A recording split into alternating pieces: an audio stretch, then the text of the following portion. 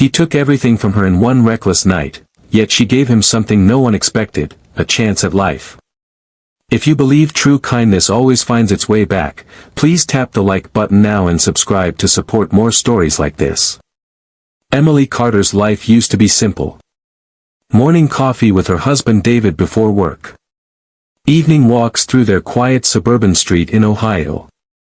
Their 5-year-old son, Noah, waiting by the window every day for his father's truck to pull in.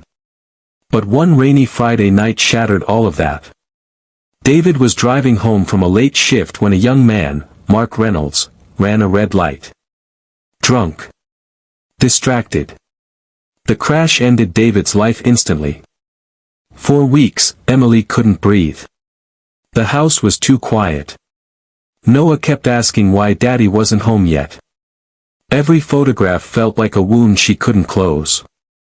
And when she sat in that courtroom months later, staring at the man who took her husband's life, her heart boiled with grief. Mark was just 22. His mother sobbed quietly in the back. He looked more like a frightened boy than a criminal. The court sentenced him to 8 years in prison. Emily thought justice had been served. But something inside her wouldn't rest. Because every night, as she prayed with Noah before bed, her son would whisper, "Mommy, I hope the man who hurt Daddy says sorry to God." And each time, those words cracked open something new inside her, something she didn't understand yet. A year passed. Emily started volunteering at a community library, reading to children whose parents were incarcerated. One afternoon, a boy about Noah's age hugged her after story time. He whispered, "My dad's in prison, but he says he's trying to be better." That night, Emily sat at her kitchen table and wept. For that boy. For her son. For the man who had destroyed her life and was now living his punishment behind bars. And for the first time, she wondered if punishment was really healing anyone. Days later, she wrote a letter, not to Mark, but to the judge who had sentenced him. She wrote that no amount of prison time could bring David back. She wrote that hate had done nothing but deepen her loneliness. And she wrote something that stunned everyone who read it. She asked that Mark be released early, under one condition.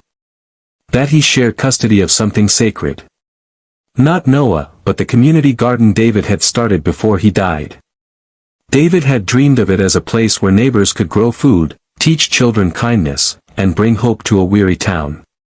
The garden had wilted since his passing. Emily wanted to bring it back to life, and she wanted Mark to help her do it. The judge called it unprecedented. Mark, still in prison, read the letter trembling. He couldn't believe the woman he had wronged was asking not for retribution, but redemption. Months later, with court approval and strict supervision, Mark walked out of those gray walls, not as a free man, but as a man given a second chance. Their first meeting in the garden was wordless. The ground was dry. The old fence sagged. But Emily handed him a spade and said softly, "David, believe things can grow again if you care enough." Week after week, they worked side by side. Mark repaired fences. Emily planted seeds with Noah. Slowly, the garden began to bloom, and so did something else. Not forgiveness, not yet, but understanding. The community watched with disbelief. News spread across town. The widow and the man who killed her husband were rebuilding his dream together. In the second summer, they hosted a harvest fair for local families. Mark brought his mother. Emily brought Noah. And as children ran between the sunflowers, Emily saw something in Mark's face, a piece she hadn't seen in her own for years. Before ending, we'd love to hear your story. What is the most memorable act of unexpected kindness you have witnessed or received? Share it in the comments below. The night before the fair ended, Emily stood before the crowd and spoke through tears.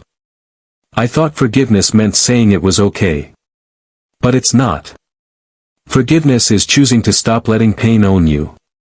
It's saying, this hurt me, but I won't let it destroy me, or you." The audience was silent. Even the wind seemed to pause among the garden's lights. Mark stood beside her, head bowed, the man who had once taken everything now helping her rebuild it.